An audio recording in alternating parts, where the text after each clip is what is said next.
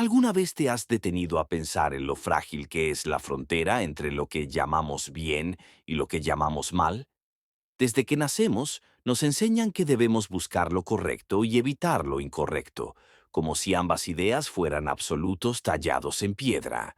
Pero basta mirar con atención para descubrir que esa línea, que parecía tan sólida, es en realidad un espejismo que cambia de lugar según quien lo mire, cuándo lo mire y desde dónde lo mire. La historia está llena de ejemplos que nos obligan a cuestionar nuestras certezas. Héroes convertidos en villanos con el paso del tiempo, causas que empezaron con nobles intenciones y terminaron dejando ruinas. ¿Cuántas guerras no nacieron en nombre del bien?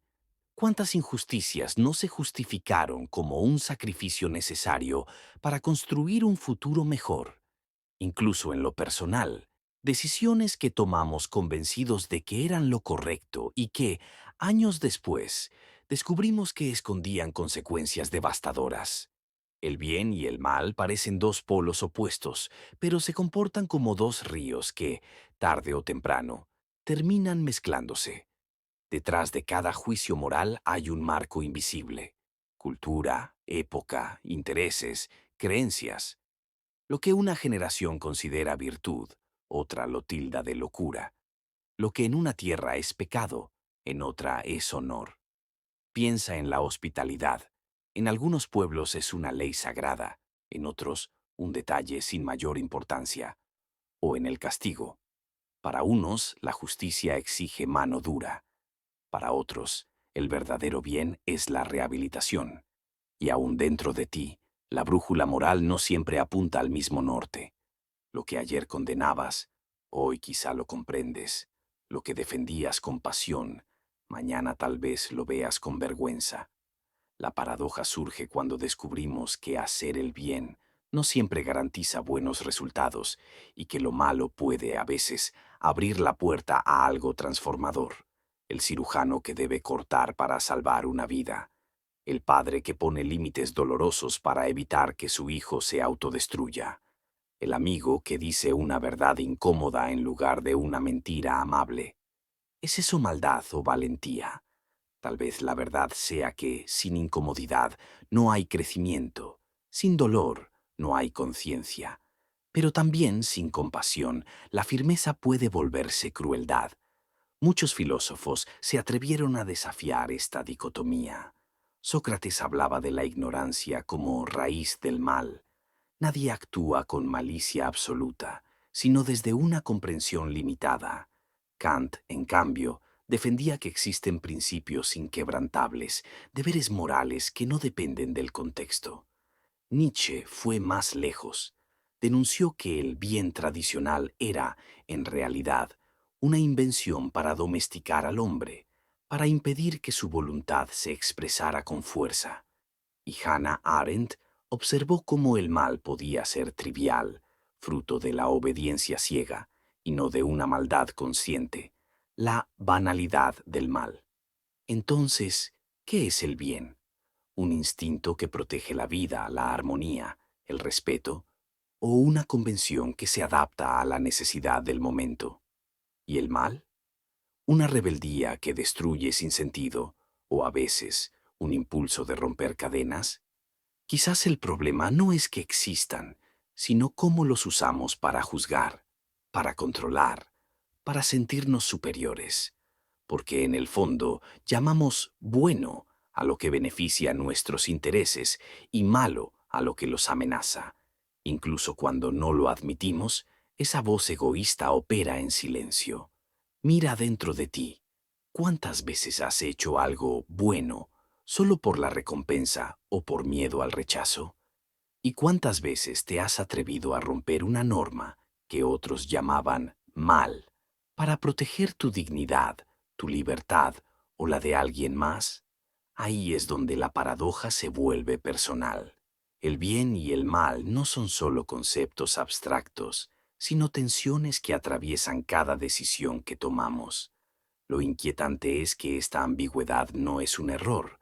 Parece estar escrita en la naturaleza misma de las cosas. Luz y sombra, creación y destrucción, vida y muerte. Todo acto humano refleja esa danza. No podemos eliminar la sombra sin matar la luz. No podemos construir sin destruir algo antes. Por eso, cada vez que señalamos a alguien como el malo, estamos ignorando cuántas veces nosotros mismos fuimos el antagonista en la historia de alguien más. Quizá la pregunta no sea ¿qué es bueno o qué es malo?, sino ¿desde dónde estoy juzgando? Cuando dejas de perseguir certezas y aceptas la complejidad, aparece un nuevo tipo de sabiduría, la capacidad de sostener tensiones sin necesidad de resolverlas rápido, de mirar el gris sin pánico. Ese es el comienzo de una ética más profunda, una que no se basa en recetas universales, sino en la responsabilidad de estar presente, de escuchar, de actuar con conciencia en lugar de repetir fórmulas. Esta paradoja es incómoda, sí, porque nos arrebata la comodidad de las respuestas fáciles. Nos obliga a madurar, a asumir que todo lo que hacemos tiene un precio, que incluso nuestras mejores intenciones pueden ser peligrosas si no se acompañan de reflexión, pero también nos libera. Nos da permiso de pensar, de no someternos al dogma de lo correcto, de preguntarnos si lo que creemos moral es, en realidad, lo más humano. El bien y el mal son mapas, no el territorio. Son nombres que ponemos a fuerzas que, en última instancia, están entrelazadas. Y aunque necesitemos esas palabras para orientarnos, nunca debemos olvidar que son solo eso, palabras. La realidad siempre será más amplia, más compleja, más sorprendente que nuestras definiciones. Si el bien y el mal fueran tan simples como nos lo pintaron de niños, la historia sería una línea recta. Pero basta abrir cualquier libro de crónicas humanas para descubrir que esa línea está llena de curvas, grietas y sombras. Lo que ayer se celebró como heroísmo, hoy puede verse como barbarie. Lo que se castigó como pecado, mañana puede ser considerado valentía. Y en esa oscilación aparece lo más inquietante. No existe una definición eterna, sino interpretaciones que cambian con el tiempo, el lugar y el observador. Piensa en los grandes descubrimientos científicos. Muchos nacieron de actos que, en su momento, parecían peligrosos, incluso malos. Galileo desafió la autoridad de su época para sostener que la Tierra no era el centro del universo. Para el poder religioso aquello era herejía. Para nosotros fue un salto hacia la libertad intelectual. Lo mismo ocurrió con quienes cuestionaron la esclavitud o lucharon por derechos civiles. En su tiempo fueron tachados de rebeldes, agitadores, enemigos del orden. Hoy los llamamos visionarios, pero la moneda también tiene su reverso. Algunos movimientos empezaron con ideales buenos y terminaron generando dolor. Revoluciones que prometieron justicia y acabaron sembrando terror. Tecnologías diseñadas para mejorar la vida, pero que crearon adicciones o destruyeron ecosistemas. La medicina que salva puede convertirse en veneno si se usa sin ética. La caridad que ayuda puede, sin querer, volver dependiente al que recibe. Lo que empieza como luz puede proyectar sombras largas si se pierde el equilibrio. Este dilema se vuelve más agudo cuando hablamos de decisiones personales. Imagina a alguien que decide mentir para proteger a un ser querido. ¿Es eso maldad o compasión? ¿Y qué decir de quien rompe una regla injusta para salvar a otros? La mayoría de nosotros no enfrenta dilemas tan dramáticos como los de los libros de historia, pero todos navegamos esas aguas grises. Decir la verdad aunque duela o callar para evitar herir. Priorizar nuestro bienestar o sacrificarnos por alguien más. Cada opción lleva su propio peso moral. La paradoja del bien y el mal no significa que todo sea relativo y que nada importe. Significa que hay capas, contextos, consecuencias. Significa que la moral no es un interruptor de on o off, sino un mapa de caminos entrelazados. Y lo más desafiante es que no siempre tenemos toda la información antes de decidir. Actuamos con lo que sabemos y solo después vemos el alcance de lo hecho. Por eso, filósofos como Kierkegaard hablaban de la angustia como parte esencial de la libertad. Cuando comprendemos que cada elección implica renunciar a otras y que no hay manual infalible, sentimos el peso de ser responsables. Esa responsabilidad es el verdadero núcleo de la ética. No basta con repetir lo que otros llaman correcto. Tenemos que preguntarnos a cada paso si nuestro bien nace del miedo, de la costumbre, de la comodidad o de una conciencia despierta. A nivel social, esta paradoja también nos pide cautela con los juicios rápidos. Los medios, la política, las redes, a menudo convierten la moral en espectáculo. Se etiqueta a alguien como villano o héroe en cuestión de segundos. Pero detrás de cada titular hay matices invisibles. Hay contextos que no encajan en los 280 caracteres de un tuit. Hay seres humanos que, como nosotros, intentan comprender qué es lo correcto en un mundo que rara vez lo deja claro. Incluso la religión, fuente primaria de normas morales, muestra que el bien y el mal son conceptos que evolucionan. Las mismas escrituras, interpretadas en diferentes siglos, han servido tanto para justificar intolerancia como para inspirar compasión y justicia. Esto no invalida los valores espirituales, pero nos recuerda que las palabras sagradas no flotan en el vacío. Las filtramos a través de nuestra cultura, nuestras emociones y nuestros intereses. Aquí surge otra pregunta radical. ¿Podría ser que el bien y el mal no existan por sí mismos, sino que sean etiquetas humanas para describir fuerzas más grandes? Como el día y la noche, que no son enemigos, sino partes de un mismo ciclo, tal vez nuestras categorías morales sean intentos de poner orden en un flujo que nos sobrepasa. Lo que llamamos bien podría ser aquello que favorece la vida, la cooperación, la expansión de la conciencia, y lo que llamamos mal, lo que destruye, divide o encierra. Pero incluso esa definición necesita matices. A veces, destruir algo viejo es necesario para que lo nuevo nazca. La literatura y el arte llevan siglos explorando esta paradoja. Piensa en personajes como Raskolnikov en Crimen y Castigo, que comete un acto atroz creyendo que sirve a un propósito superior y luego se enfrenta a la devastación interna de su decisión. O en el mito de Prometeo, que robó el fuego de los dioses para entregárselo a los humanos. ¿Fue un benefactor o un transgresor castigado por su audacia? Las grandes historias resuenan porque reconocen que el alma humana no es blanca o negra, sino un lienzo donde conviven todos los matices. Aceptar esto no significa renunciar a la ética, significa pasar de una moral infantil, donde todo está escrito en un manual, a una moral adulta, donde aprendemos a pensar, a evaluar, a asumir consecuencias. El verdadero peligro no es que el bien y el mal sean complejos.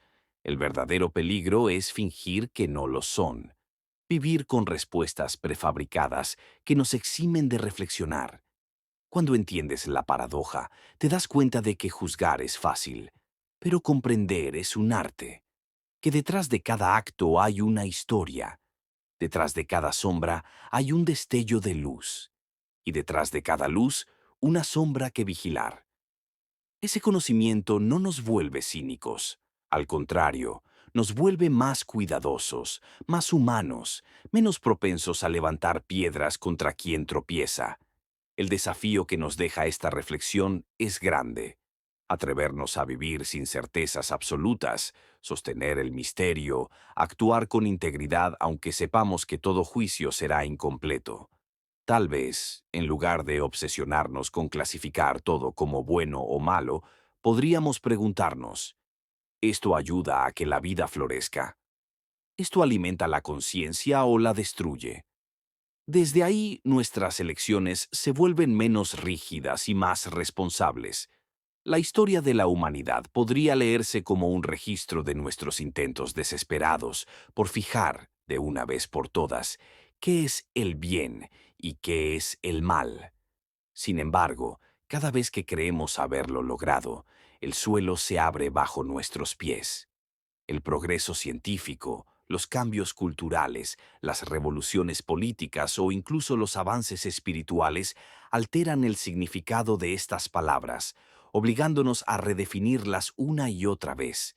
Quizá el problema no está en que no sepamos lo que es bueno o malo, sino en que pretendemos convertir estas nociones en piedras inamovibles, cuando en realidad son ríos en constante movimiento. Lo que ayer fue virtud, hoy puede ser visto como abuso.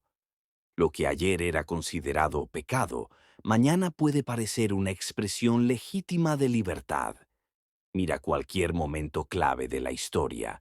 Sócrates condenado por corromper a la juventud, Galileo obligado a retractarse, movimientos que lucharon por la abolición de la esclavitud o por el derecho al voto femenino. Cada uno de ellos enfrentó la misma pregunta. ¿Cómo es posible que lo que parece justo para algunos sea intolerable para otros?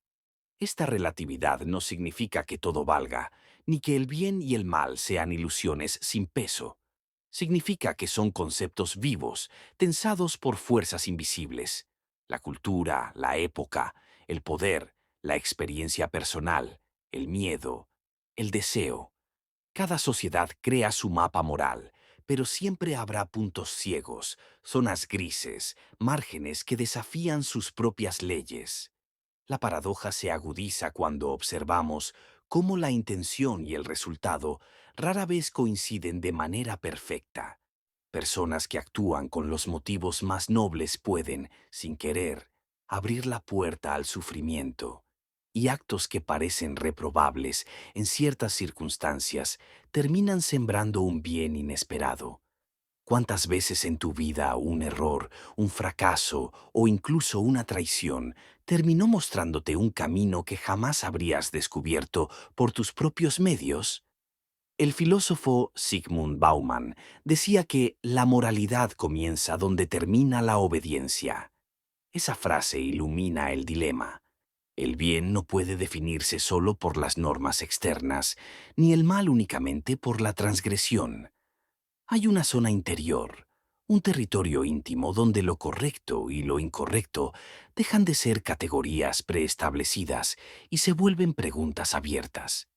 Quizá entonces la verdadera tarea no sea encontrar una definición definitiva, sino desarrollar la capacidad de sostener la pregunta, aprender a habitar la incomodidad de no saber del todo, a dialogar con nuestras propias sombras, a reconocer que la línea que separa el bien del mal no está allá afuera, en los otros, sino que atraviesa nuestro propio corazón.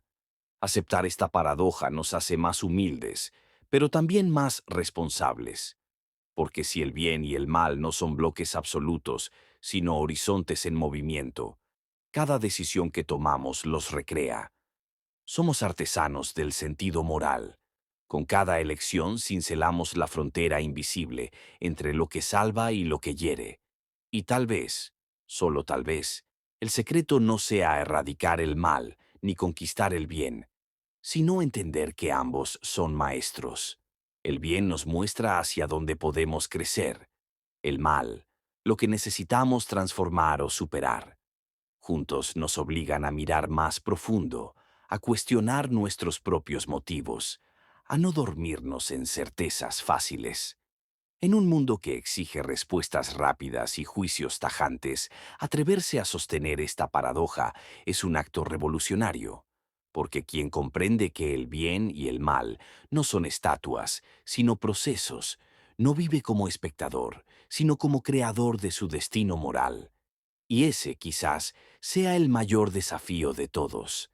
Aprender a vivir en el filo de esa tensión, con la lucidez suficiente para no dejarnos arrastrar ni por el fanatismo del bien absoluto, ni por el cinismo del todo vale.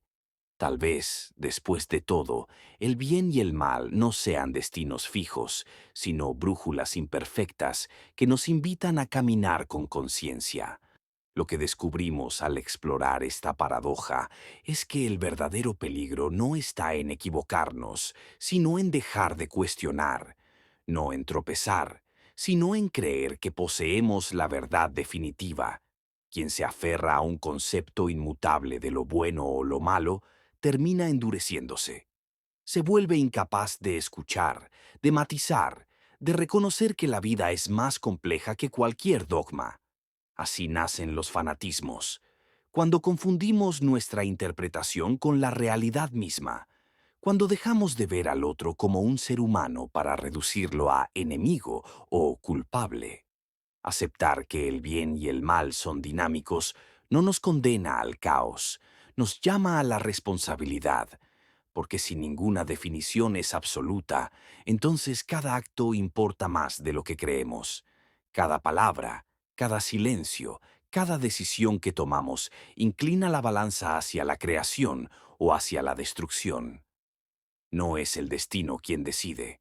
Somos nosotros, en lo pequeño y en lo grande, en lo público y en lo secreto. Quizá por eso los sabios de todas las épocas nos invitan a conocernos a nosotros mismos antes de pretender juzgar el mundo, porque solo quien ha explorado su propia sombra puede mirar con compasión los errores ajenos. Solo quien ha reconocido su capacidad de dañar puede elegir libremente el camino de cuidar. La paradoja del bien y el mal no se resuelve, se habita. Nos recuerda que, por más que busquemos fórmulas seguras, siempre seremos aprendices en este arte de vivir con integridad. Y eso, lejos de ser un defecto, es nuestra mayor posibilidad, la de crecer, rectificar, reinventarnos, aprender a actuar con más amor y menos miedo. Cuando termine este video y salgas al mundo, no pienses que la reflexión queda aquí. Observa tus gestos cotidianos, las palabras que usas, los juicios que lanzas sin darte cuenta. Pregúntate si contribuyen a construir o a herir, si nacen de la conciencia o de la costumbre, porque ahí, en lo más sencillo, es donde se juega la gran batalla entre el bien y el mal. Y recuerda, no eres un espectador de esa lucha, eres su protagonista. Cada instante es una oportunidad para escribir tu propia definición, para demostrar, con hechos y no solo con ideas, qué significa para ti elegir el bien, no como una consigna ciega, sino como un acto lúcido, valiente y profundamente humano.